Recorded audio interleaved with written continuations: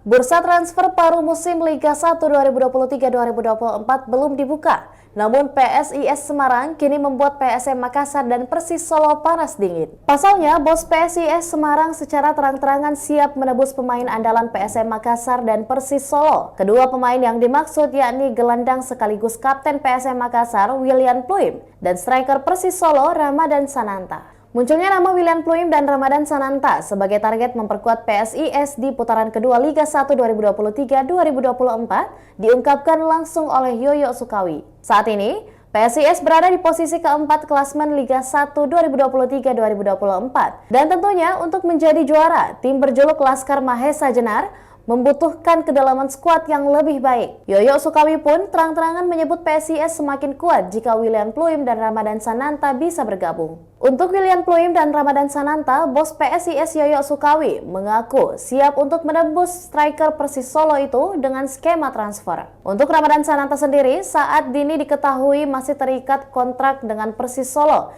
hingga tahun 2025. Sementara William Pluim juga masih terikat kontrak dengan PSM Makassar hingga tahun 2025. Yoyo mengatakan bila Ramadan Sananta akan sangat cocok bila diduetkan dengan Carlos Fortes. Tak cuma Sananta, William Pluim juga masuk dalam radar klub berjuluk Mahesa Jenar itu. William Pluim memang santer dikabarkan hengkang dari PSM Makassar pada putaran kedua nanti karena sudah tidak terlihat dalam beberapa laga Juku Eja. Permasalahan internal dipercaya jadi alasan Pluim tak bertanding dengan PSM Makassar.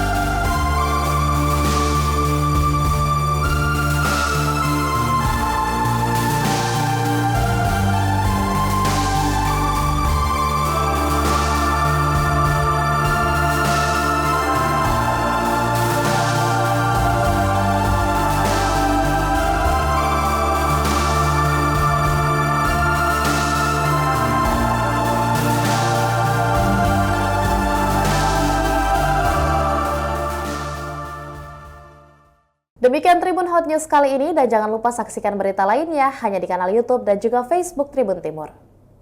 Download Tribun X sekarang, menghadirkan lokal menjadi Indonesia.